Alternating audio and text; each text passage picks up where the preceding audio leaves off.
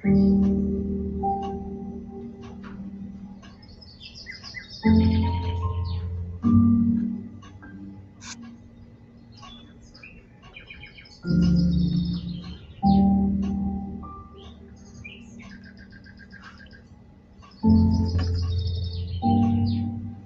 everyone, good evening.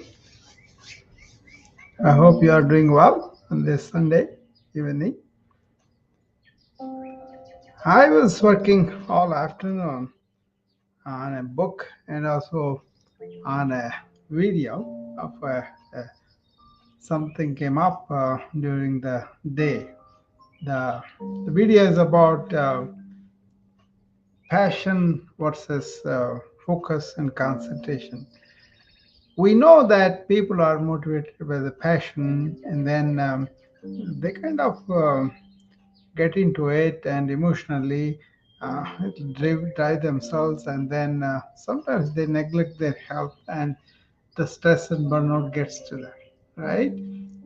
That is something that we see all the time, especially in the modern societies where productivity is kind of taken for most important, instant gratification and all that, right?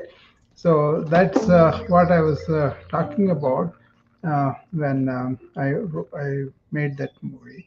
That is being done, and it is going to be. It's on the YouTube. I put it in there, so anybody interested, they can go and see that.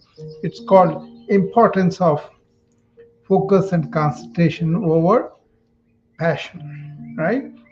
So the other book I was writing was I had this talk about all this mental weight that we carry around with our suffering and uh, all the hassles that people go through, and then they kind of complicate their own life with mental ill health and all that, right? That we know all of that, but that's been going on for eons. And ancient said, first get inner health, then you outwardly you will be healthy too.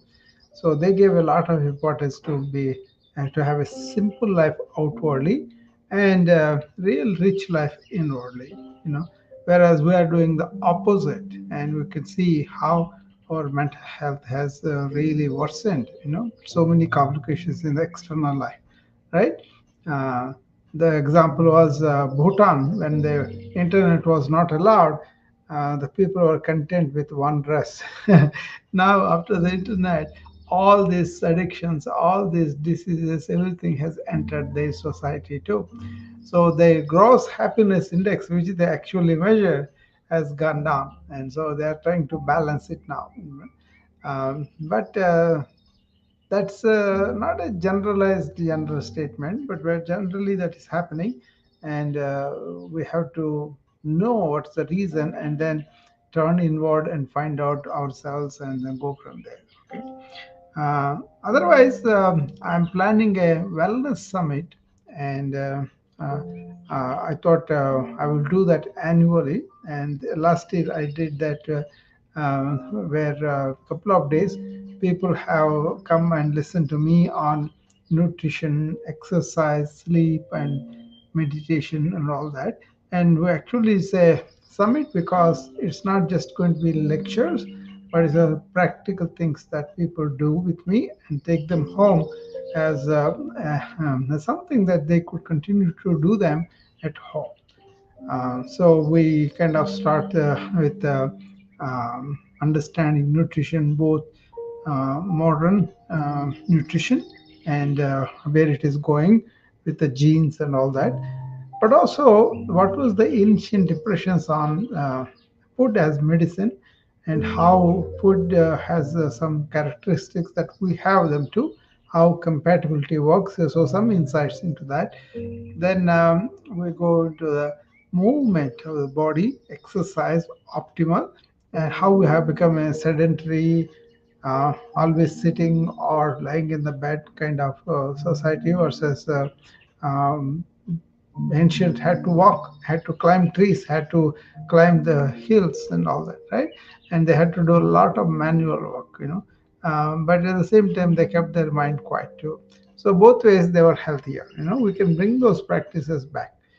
And then we were talking about what is the resting, what is sleeping. Sleeping also quality sleep, not just to sleep for so many hours with the help of some drug or alcohol, but naturally, how can we have that circadian rhythm of the sleep protected, right? All this nightlife, nighttime activities, jobs, and all this digital work is not helping people to sleep well. So we got to give some pointers on that, and also meditation, mindfulness, and all the big topic that we will cover that too. Various ways to start and then proceed. So this summit should serve good purpose for a lot of people, just to come in and then ask me questions or contribute themselves. They may have their own viewpoints, and I'm planning to invite some of my friends who are coaches, if they want to participate in this summit. More than welcome. So I'm going to send the information to them, and I already told a couple of them. I think Evan, I think she wanted to come, and Doris also. Probably I will inform them if they could participate. I'll give them the topic of their choice, and maybe a nutrition person can do nutrition extensively, and then exercise person can do exercise. So that would be nice. But this is an annual tradition I want to maintain. But I don't do only one app though. I do several apps together. Right now I'm on uh, one, two, and five channels altogether. And sometimes I open on the Instagram also. So that will be six channels. Today I forgot about Instagram, but I opened on the Mumbai and Clubhouse. I'm open on the three video channels of LinkedIn, YouTube, and Facebook. Okay, so five channels, right? So I do the same thing.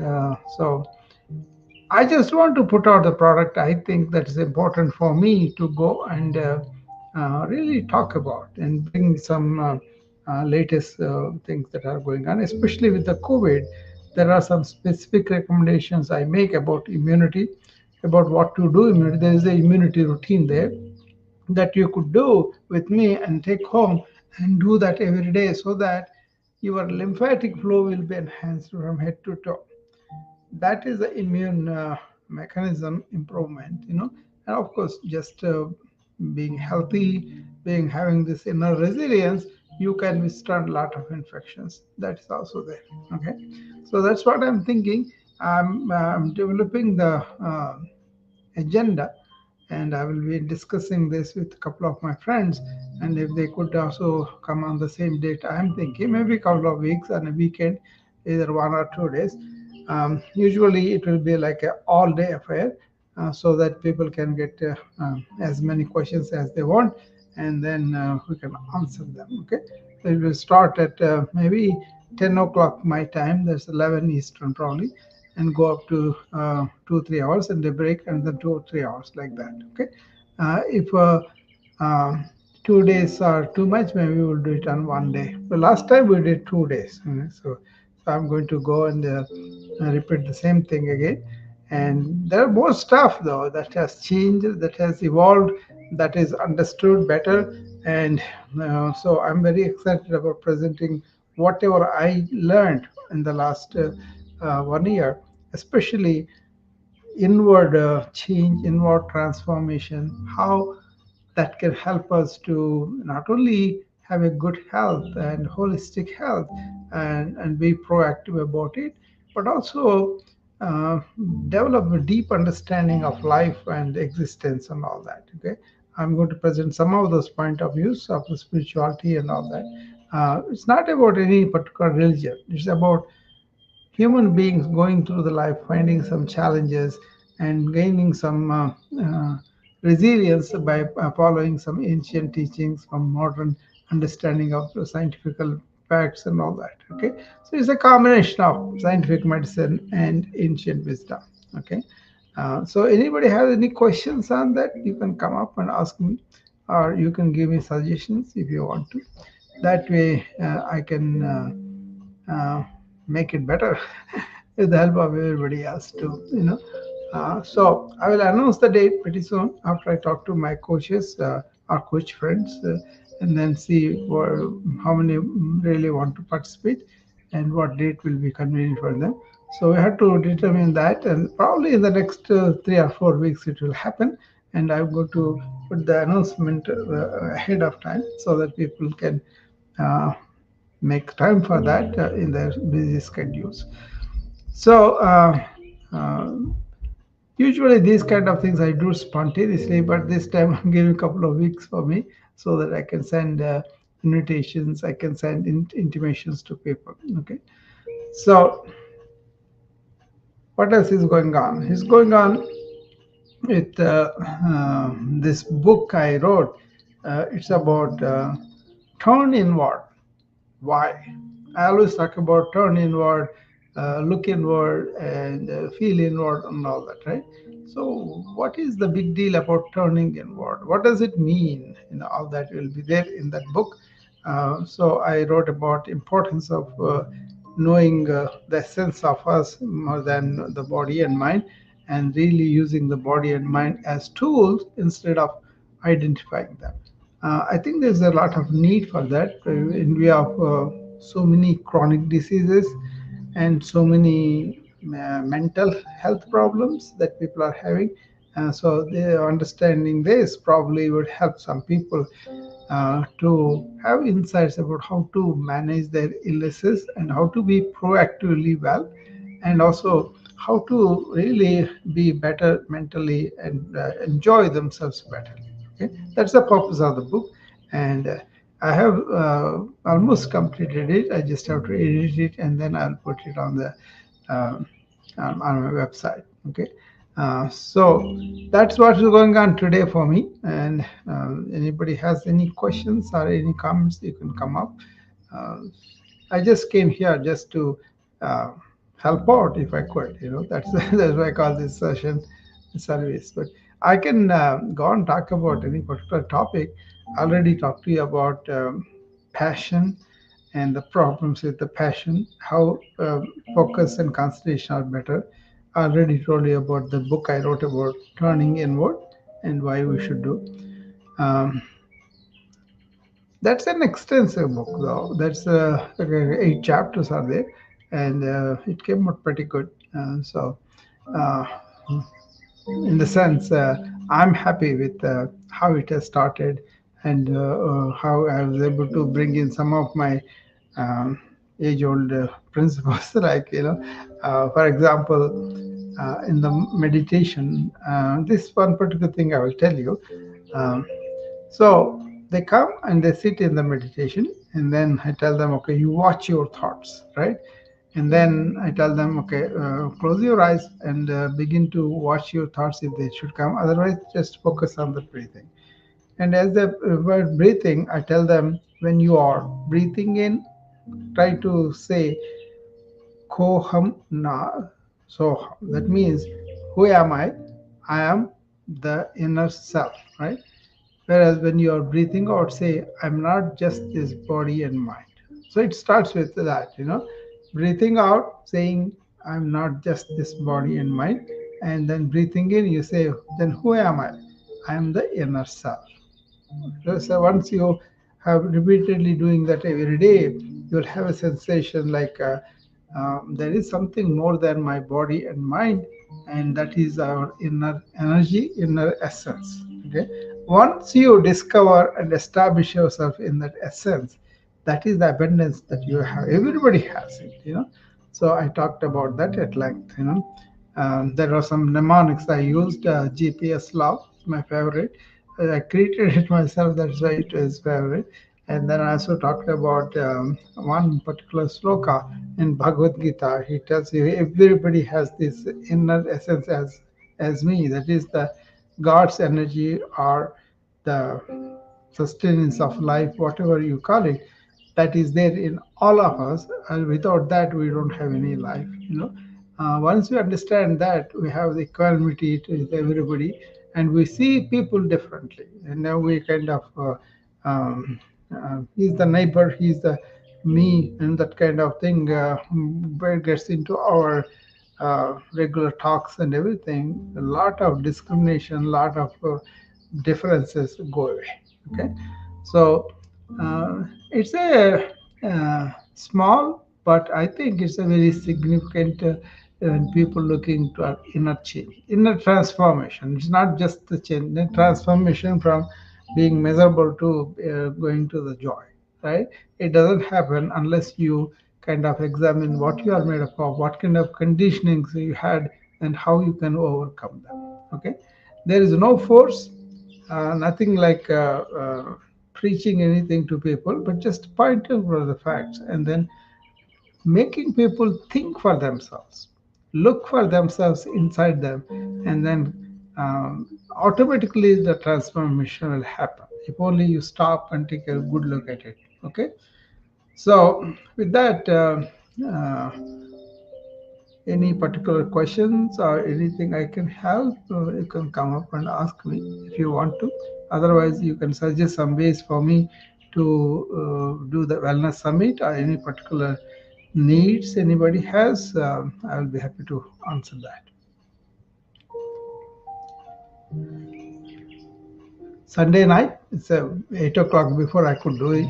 So then we go for dinner, and then after the dinner, we can have, restfully sleep. But then I was describing this evening routine to somebody today, and I kind of jotted down all that I do in the evening routine. What do I do? If I am working in the evening when I come, I do some yoga vinyasa, that is like a flow of asanas, one after another. And then I do some salutations sometimes. And then I kind of take a really nice hot bath and music, and then sit down with the family and have dinner.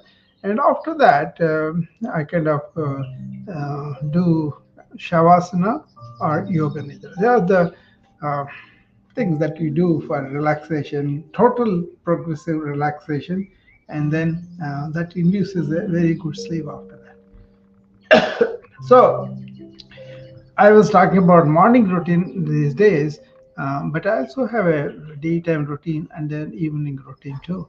So I am coming with this evening routine. Probably I will open up a room on that, but I won't do it every day. Probably maybe once in a while, just to remind people what I think evening routine should be and how it will help us. Everybody will change their evening routine according to the circumstance, but one thing is common: they got to rest well when they sleep.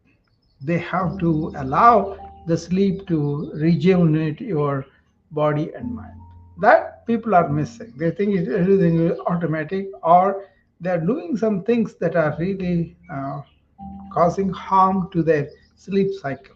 Okay, taking the sleeping pills too easily, or consuming some of the alcoholic products, and or drinking too much tea, coffee, just like that, smoking, and all those things. So protecting your circadian rhythm is common sense. Protecting your circadian rhythm is really wise in a way, because if you are very much caring the natural rhythms, they will take care of you. Actually, without you, they care of you better. That's why in psychosomatic medicine, we kind of talk about ego effacement, so that you won't influence your own disease in a negative way. Okay.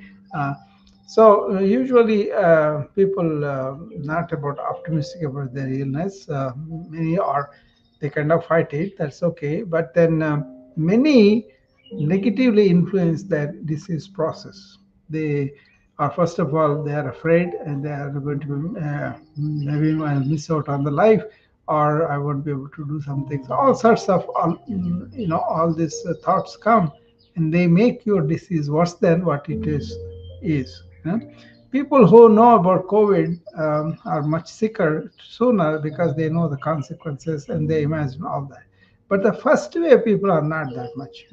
So many people died of the fear also. That influences your metabolic hormones and all that, right?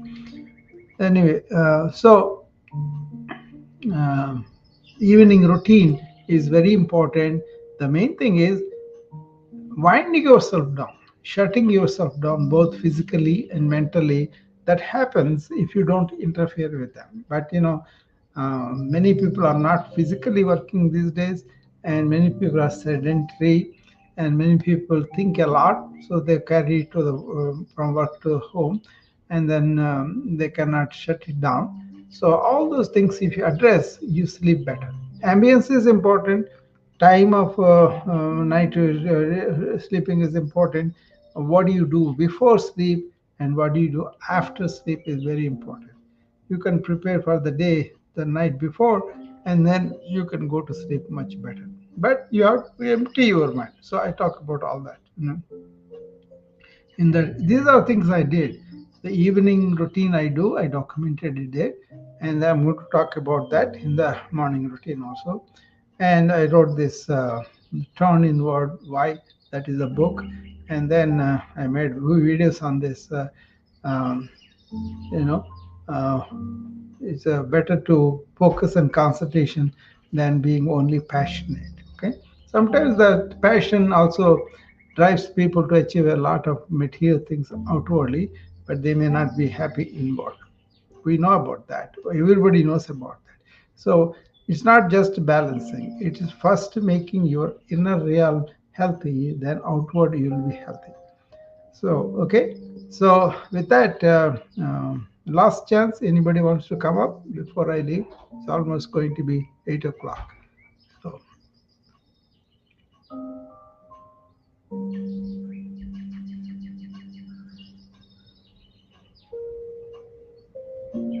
all right. So, I'll see you again tomorrow.